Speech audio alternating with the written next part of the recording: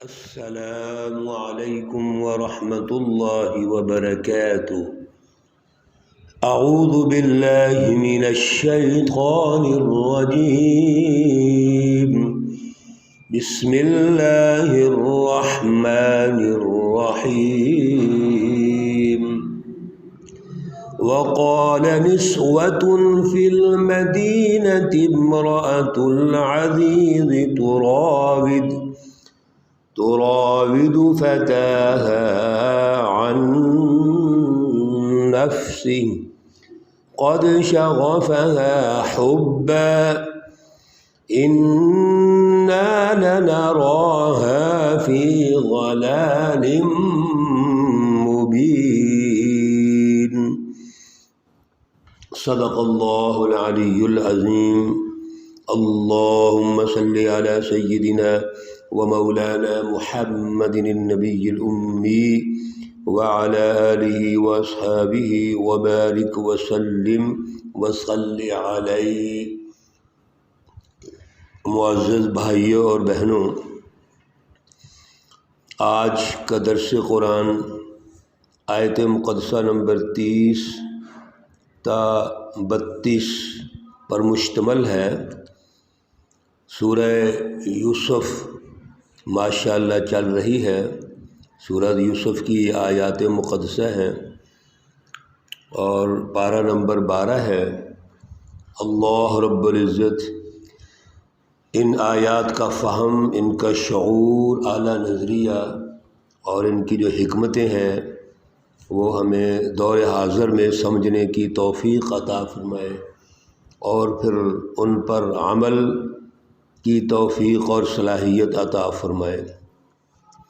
حضرت یوسف علیہ السلام کے واقعہ میں اللہ رب العزت نے جو حکمتیں رکھی ہیں اور پھر بالترتیب مرحلہ وار جو آپ کی ترقی ہوتی ہے اور جو اس میں مشکلات پیش آتی ہیں، اللہ رب العزت اس کی رہنمائی دے رہے ہیں۔ حضرت یوسف علیہ السلام کی پرورش جس گھر میں ہوتی ہے اور جو خاتون آپ کی پرورش کرتی ہے اور جس انداز میں اس نے ان کی جوانی کے بعد آپ کو اپنی طرف مائل کرنے کی کوشش کی اور پھر حضرت یوسف علیہ السلام کی استقامت اور اللہ رب العزت کی پناہ میں آنا، اللہ سے مدد طلب کرنا اور اللہ رب العزت کی مدد وہ فراہم کرنا، اللہ رب العزت کی پوری نگرانی کرنا اور اس جو تدبیری نظام ہے اس تدبیری نظام کے ذریعے سے حضرت یوسف علیہ السلام کو اس مشکل اور پریشانی سے نجات دلانا، یہ ہم گزشتہ درس میں پڑھ چکے ہیں۔ حضرت یوسف علیہ السلام کے حوالے سے جتنی بھی خواتین وہاں موجود تھیں وہ عزیز کی بیوی کو، عزیز مصر کی جو زوجہ محترمہ ہے زلیخا، ان کو مذاق کرتی ہیں اور پورے مصر میں یہ مشہور کر دیتی ہیں کہ یہ عزیز مصر کی بیوی ہو کر ایک غلام کے ساتھ وہ محبت کرتی ہے، اس پر فریفتہ ہو گئی ہے، اس سے عشق کرتی ہے۔ تو یہ اپنے رتبے کو پہچانے اور ایک غلام کو دیکھے کہ غلام کی کیا کیفیت ہے۔ چنانچہ اللہ رب العزت رہنمائی دیتے ہوئے ارشاد فرماتے ہیں، وقال نسوة، خواتین نے کہا، فی المدینتی، شہر میں، امرأۃ العزیز، یہ جو عزیز مصر کی بیوی ہے، تراود فتاها عن نفسه، اپنے غلام کے بارے میں یہ خواہش رکھتی ہے، قد شغفها حبا، یہ خاتون عزیز مصر کی بیوی اس کی محبت میں گرفتار ہو گئی ہے، اس پر فریفتہ ہو گئی ہے۔ انا لنراها فی ضلال مبین، بے شک البتہ ہم اس کو کھلی گمراہی میں دیکھتے ہیں۔ تو خواتین جو اس کی سہیلیاں ہیں اور دوسرے وزراء کی بیگمات ہیں، اور پھر معاشرتی اور سماجی اعتبار سے جو اپنا ایک مقام اور رتبہ رکھتی ہیں، ان کے لیے یہ بات بڑی عجیب ہے کہ یہ ایک غلام کے ساتھ محبت کرنے لگی ہے اور پھر اس کی محبت میں اتنی گرفتار ہو گئی ہے کہ وہ اس کے پیچھے پڑ گئی ہے۔ تو یہ کھلی گمراہی میں ہے، یعنی یہ جو اس کا رویہ ہے یہ درست نہیں ہے۔ اس کو اپنی سطح کے لوگوں کے بارے میں سوچنا چاہیے، اپنی عمر کے لوگوں کے بارے میں سوچنا چاہیے۔ ایک جو سٹیٹس ہوتا ہے معاشرے کے اندر، اس کو قائم رکھنا چاہیے۔ یہ کیا ہے کہ یہ اس غلام اور بچے کے پیچھے پڑ گئی ہے، گویا وہ اس کا مذاق اڑاتی ہے۔ اب عزیز مصر کی بیوی نے یہ سوچا کہ بجائے اس کے کہ میں کوئی دلیل پیش کروں، اور دلیل پیش کر بھی کیا سکتی ہوں، سوائے اس کے کہ میں یہ کہہ سکتی ہوں کہ میں مجبور ہوں، لیکن ہمیں دلیل ایسی پیش کرنی چاہیے جو کوئی عملاً پریکٹیکل یہ لوگ خواتین دیکھ کر اس کو یقین کر لیں کہ یہ میں واقعتاً غلط نہیں ہوں۔ چنانچہ اس نے ایک دعوت کا اہتمام کیا۔ فلما سمعت بمکرہن ارسلت الیہن واعتدت لہن متکئا، چنانچہ جب ان خواتین کی جو گفتگو ہے وہ سنی انہوں نے، تو زلیخا نے ایک دعوت کا اہتمام کیا، اس میں خواتین کو بلایا اور ان کے لیے ایک مجلس سجائی۔ وآتت کل واحدۃ منہن سکینہ، اس مجلس میں ہر ایک کے سامنے اس نے کھانے پینے کی چیزیں رکھ دیں، فروٹس بھی رکھ دیے، اور ہر ایک کو ان کے ہاتھوں میں چھری دے دی تاکہ وہ فروٹ کاٹ سکیں آسانی کے ساتھ۔ جس طرح کہ مہمانوں کے سامنے ہم فروٹ رکھتے ہیں تو ساتھ چھری بھی رکھ دیتے ہیں، تو اس نے ہر ایک کو چھری پکڑا دی۔ وقالت اخرج علیہن، اور زلیخا نے حضرت یوسف علیہ السلام سے کہا، جو قریبی دوسرے کسی کمرے میں ہوں گے، کہ آپ ان پر نکل آئیں، آپ تشریف لے آئیں، اس مجلس میں تشریف لے آئیں۔ فلما رأینہ اکبرنہ وقطعن ایدیہن، جب انہوں نے حضرت یوسف علیہ السلام کو دیکھا تو حیران ہو گئیں، اور انہوں نے اپنے ہاتھوں کو کاٹ لیا۔ فروٹ کاٹ رہی تھیں، تو فروٹ کاٹتے کاٹتے جب حضرت یوسف علیہ السلام سامنے آئے تو آپ کی خوبصورتی اور پھر آپ کی ہیبت، اللہ کے نبی بھی ہیں، اتنا جاہ و جلال تھا، اور خوبصورتی تو ڈبل کام ہو گیا، سونے پہ سہاگا ہے، انہوں نے اپنے ہاتھ کاٹ لیے۔ وَقُلْنَا حَاشَ لِلَّهِ مَا هَذَا بَشَرًا، اور سب اکٹھے ہو کر مل کر کہنے لگیں کہ اللہ کی قسم یہ کوئی انسان نہیں ہے، ان ھذا الا ملک کریم، یہ تو بڑا ہی کوئی معزز فرشتہ ہے۔ حضرت یوسف علیہ السلام کے حسن اور جاہ و جلال کو وہ برداشت نہیں کر سکیں، اور یہ کہنے پر مجبور ہو گئیں کہ یہ کوئی انسان نہیں ہے۔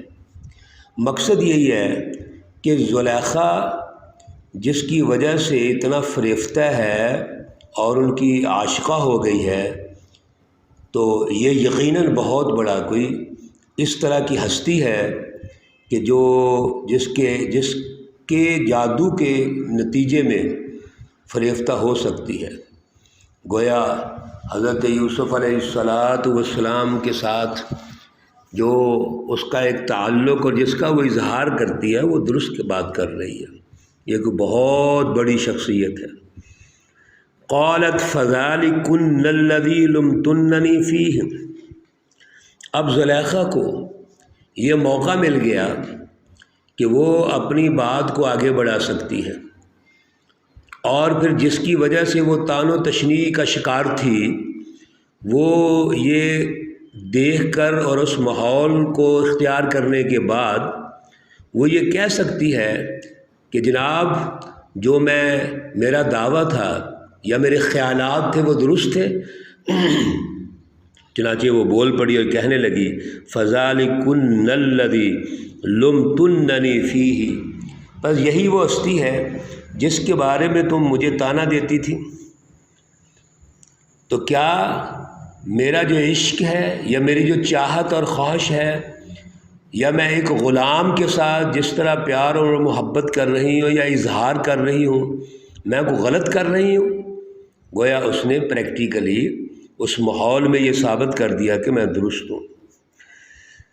اور یہاں سے ایک اور نقطہ سامنے آ گیا کہ پچھلا جتنا واقعہ ہوا تھا حضرت یوسف علیہ السلام کا، جس وقت وہ خواہش کا اظہار کرتی ہے اور آپ دروازوں کی طرف دوڑتے ہیں اور عزیز مصر سامنے آ جاتا ہے، تو یہاں سے مزید دلیل مل گئی کہ یوسف علیہ السلام بے گناہ ہے، اس عورت کے اندر وہ چیز موجود ہے، اور اس نے اس بڑی مجلس میں اظہار بھی کر دیا۔ پہلے تو وہ اظہار ایک چھپ کے کرتی تھی یا مخصوص لوگوں سے کرتی ہوگی، اب اس نے سب کے سامنے اظہار کر دیا۔ وَلَقَدْ رَاوَدتُّهُ عَن نَفْسِهِ فَاسْتَعْصَمَ، اور میں نے اپنے لیے اس کو چاہا لیکن اس نے اپنے آپ کو بچا لیا۔ حضرت یوسف علیہ السلام کی استقامت سے وہ بچ گئے۔ وَلَئِن لَّمْ يَفْعَلْ مَا آمُرُهُ، یہ اس نے دھمکی لگا دی اس مجلس کے اندر کہ اگر اس نے ایسا نہ کیا، ما آمُرُهُ، جو میں کہتی ہوں، یعنی میرے حکم کے مطابق، میری خواہش کے مطابق، میرے آرڈر کے مطابق اگر اس نے نہ کیا تو کیا ہوگا؟ لا یسجنن، تو اس کو قید میں رہنا پڑے گا، وَلَيَكُونًا مِّنَ الصَّاغِرِينَ، اور بے عزت ہو جائے گا۔ اس بڑی مجلس میں اس نے عزیز مصر کی بیوی ہونے کے اعتبار سے فائدہ اٹھاتے ہوئے حضرت یوسف علیہ السلام کو یہ دھمکی لگا دی کہ اگر اس نے میری بات نہ مانی تو یہ قید خانے میں جائے گا اور بے عزت ہو جائے گا۔ لیکن اللہ رب العزت کی حکمتیں دیکھیے کہ اس تمام واقعہ میں حضرت یوسف علیہ السلام بے گناہ ثابت ہو گئے۔ زلیخا کی ضد، اس کی اکڑ، اور عزیز مصر کی بیوی ہونے کے ناطے سے جو اس کی بالادستی ہے وہ اس کا اظہار کرتی ہے۔ لیکن ادھر سے یوسف علیہ السلام بے گناہ ہو گئے۔ آپ کی عزت، آپ کی عصمت، آپ کی جو شان و شوکت ہے، اللہ رب العزت نے اس کو برقرار رکھا اور بے داغ ثابت کر دیا۔ حضرت یوسف علیہ السلام اس کے جواب میں آگے کیا جواب دیتے ہیں، انشاءاللہ اگلے درس میں، کل کے درس میں وہ ہم سنیں گے۔ لیکن یہاں پر یہ بات سمجھ لینی چاہیے کہ اللہ کے نبی ہونے کے باوجود، اللہ رب العزت کا پیارا ہونے کے باوجود، جن مراحل سے اللہ گزار رہے ہیں اس میں وہ قربانی اور امتحانات میں کامیاب ہو رہے ہیں۔ جس امتحان میں بھی اللہ رب العزت یوسف علیہ السلام کو ڈالتے ہیں وہ سرخرو ہوتے ہیں، استقامت کا مظاہرہ کرتے ہیں، آگے بڑھتے ہیں۔